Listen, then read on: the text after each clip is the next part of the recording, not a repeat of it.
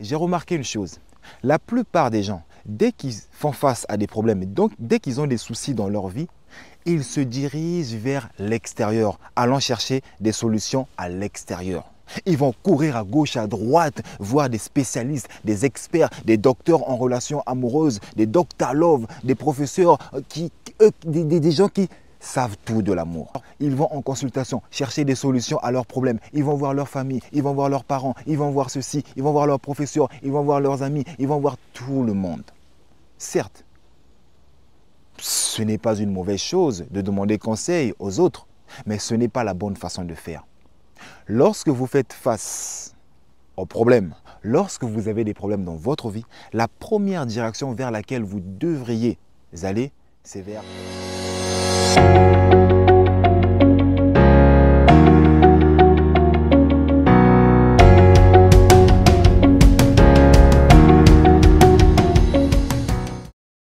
Salut à tous, j'espère que vous allez merveilleusement bien, tout comme moi, ça ne change pas. Qui plus est, je me sens toujours aussi parfaitement divin. Et d'ailleurs, vous devriez dire la même chose. Celui qui ne sait pas qu'il sait, éveille-le. Voilà le but de ma chaîne Motiveuse Power. Et éveillez vos consciences en vous poussant sans cesse à la réflexion afin que chacun puisse tendre vers sa propre sagesse. D'où le slogan « Sagesse intérieure ». Cette vidéo s'adresse particulièrement aux célibataires endurcis.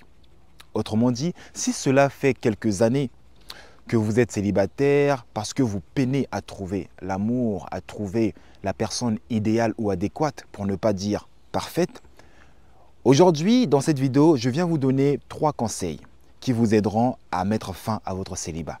Des conseils qui vous aideront à sortir de cet état de célibat dans lequel vous êtes plongé. Je tiens à préciser que ces conseils sont des solutions spirituelles. Pourquoi spirituelles? Pour la simple et bonne raison que je pars toujours du principe que tous les problèmes que nous rencontrons ont des bases spirituelles. Et étant donné que les problèmes ont des bases spirituelles, leurs solutions doivent être aussi spirituelles. Et c'est la raison pour laquelle je vais vous donner 3 conseils spirituels qui vous aideront à mettre fin à votre célibat. Si vous êtes prêt et prête à entendre ce que j'ai à vous partager, lâchez-moi un pouce bleu comme d'habitude et surtout, ayez l'esprit béant car l'esprit est comme un parachute. Il fonctionne mieux lorsqu'il est ouvert. Soyez donc ouverts. Le premier conseil est celui-ci. Arrêtez de vous mettre la pression et apprenez à lâcher prise. Arrêtez de vous mettre la pression et apprenez à lâcher prise. Permettez-moi de vous expliquer. Déjà, il faut comprendre qu'il y a 2 sources qui nous poussent à nous mettre la pression.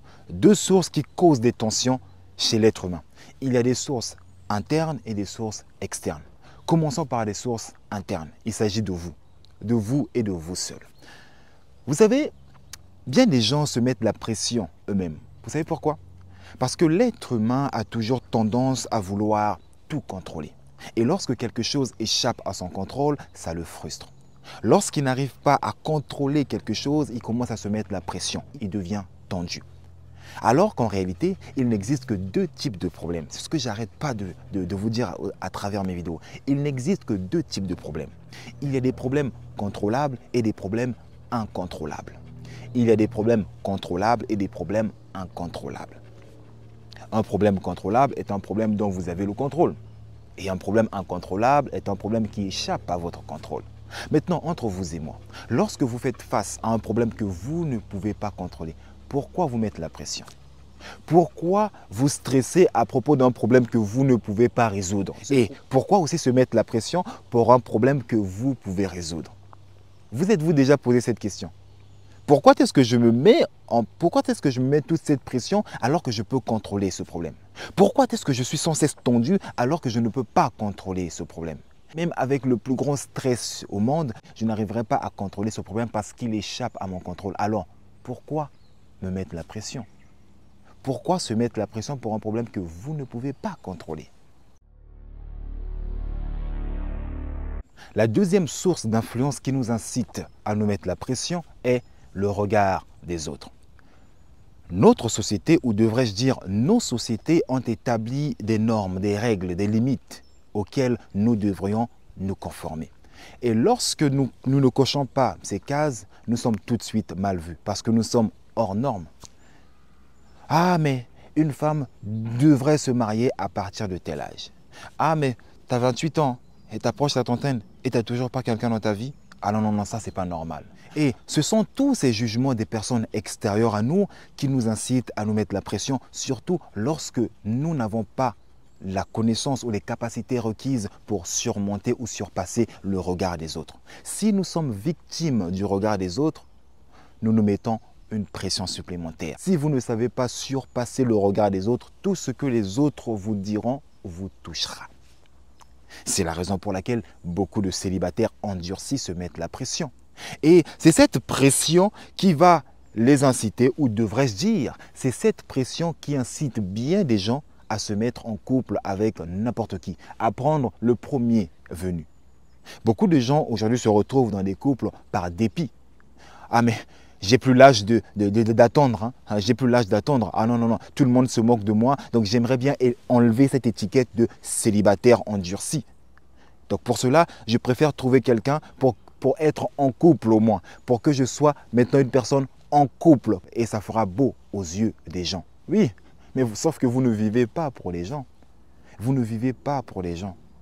Arrêtez de vous mettre la pression et arrêtez de vous mettre en couple ou en relation avec des personnes qui ne reflètent pas vos principes, vos valeurs, avec des personnes avec lesquelles il n'y a aucun feeling. Les personnes qui, avec le recul, vous vous dites, si j'avais vraiment le choix, je ne l'aurais pas choisi. Si j'avais vraiment le choix, je ne l'aurais pas choisi. Parce que il ou elle n'entre pas vraiment dans les cases. Parce que ce n'est pas mon style. Parce que je ne ressens pas ce feeling. Mais la pression extérieure, la pression de la famille, la pression de la société, des amis, me pousse à me mettre en couple avec quelqu'un. Donc arrêtez de vous mettre la pression. Les autres ne doivent pas contrôler votre vie. Les autres ne doivent pas contrôler votre vie, bien qu'ils le fassent d'une manière indirecte. Parce que si vous vous mettez en couple pour plaire aux gens ou pour enlever l'étiquette de célibataire, cela signifie que la conscience collective des gens est beaucoup plus forte et prend le contrôle ou prend le dessus sur votre conscience individuelle. Donc arrêtez de vous mettre la pression et apprenez à lâcher prise. Apprenez à lâcher prise. Le fait de lâcher prise est un message que vous faites passer à l'univers, lui disant, écoute, je lâche prise et je te laisse au contrôle. Je laisse la vie suivre son cours. Ce qui nous amène du coup à notre deuxième conseil. Une fois que vous êtes détendu, une fois que vous avez lâché prise, la prochaine étape est d'aller au plus profond de vous-même et d'apporter vos problèmes, vos fardeaux, vos soucis à Dieu, afin que ce dernier puisse vous alléger et vous apporter la solution à vos problèmes. Je m'explique. J'ai remarqué une chose. La plupart des gens, dès qu'ils font face à des problèmes, donc dès qu'ils ont des soucis dans leur vie, ils se dirigent vers l'extérieur, allant chercher des solutions à l'extérieur. Ils vont courir à gauche, à droite, voir des spécialistes, des experts, des docteurs en relations amoureuses, des doctors love, des professeurs, des gens qui savent tout de l'amour. Ils vont en consultation chercher des solutions à leurs problèmes. Ils vont voir leur famille, ils vont voir leurs parents, ils vont voir ceci, ils vont voir leurs professeurs, ils vont voir leurs amis, ils vont voir tout le monde. Certes, ce n'est pas une mauvaise chose de demander conseil aux autres, mais ce n'est pas la bonne façon de faire. Lorsque vous faites face aux problèmes, lorsque vous avez des problèmes dans votre vie, la première direction vers laquelle vous devriez aller, c'est vers l'intérieur. Je répète, lorsque vous faites face à des problèmes, votre solution doit venir de l'intérieur. Autrement dit, vous devez d'abord vous tourner vers l'intérieur. Allez puiser la solution à l'intérieur de vous-même. Mais qu'est-ce qui peut bien se trouver à l'intérieur de vous pour que je puisse insister sur le fait que vous devriez absolument vous tourner vers l'intérieur? La raison est simple. Vous devez comprendre que vous abritez en vous une source de connaissances profonde, de sagesse illimitée. Et cette source, vous pouvez l'appeler Dieu, votre être intérieur ou votre soi sacré. Et Le divin en vous, le Dieu qui vous habite, a la solution à tous vos problèmes. Il est disponible 7 jours sur 7, 24 heures sur 24, pour vous venir en aide, pour vous apporter la solution, pour vous montrer la bonne direction, le bon chemin à suivre. Malheureusement, bien des gens font tout le contraire. Au lieu d'aller à l'intérieur, puiser les réponses à leurs questions, trouver des solutions à leurs problèmes, ils vont à l'extérieur. Et lorsque vous n'allez pas à l'intérieur, vous irez en manque vers l'extérieur. Si je ne vais pas vers l'intérieur, je vais en manque vers l'extérieur. Répétez après moi. Si je ne vais pas vers l'intérieur, je vais en manque vers l'extérieur. Donc, si vous n'allez pas au plus profond de vous, entrez en contact, en communion avec votre être profond qui est Dieu en vous, sachez que c'est en vain que vous irez trouver ces réponses à l'extérieur. Apprenez donc à vous tourner vers l'intérieur. Entrez en contact, en communion avec votre être intérieur. Demandez la guidance divine afin que cette dernière vous mette sur le bon chemin, afin que cette dernière vous aide à sortir de votre célibat. Dieu est prêt, disposé, disponible à vous aider. Il attend plus que votre feu vert. Il attend que vous soyez ouvert, disposé à écouter sa voix. Il attend que vous l'appeliez en aide. Bien qu'il vous envoie des messages pour vous dire que je suis là, je peux t'aider, je peux te venir en aide. Mais est-ce que tu m'écoutes? Mais vous ne l'écoutez pas. Pourquoi? Parce que vous êtes obnubilé par les conseils externes.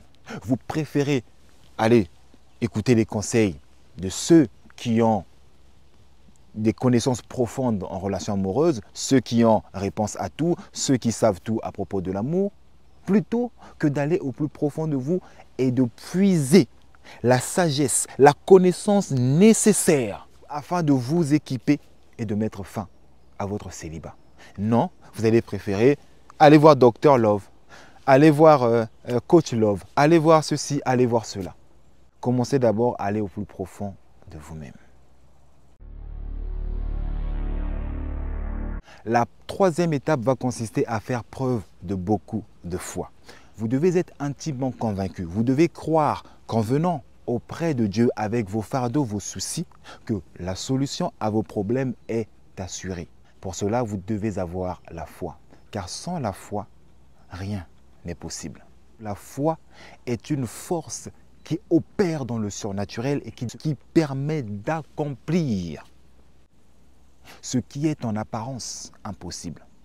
Sans la foi, il vous sera difficile de sortir de votre situation de célibat. Et si cette vidéo vous a touché, ne la gardez pas pour vous-même. Ne soyez pas égoïstes, les amis.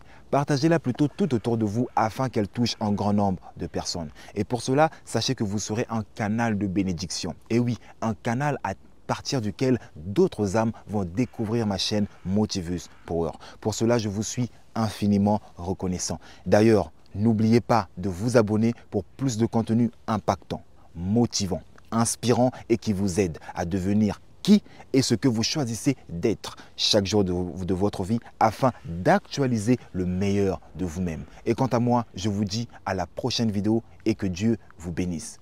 Ciao, ciao.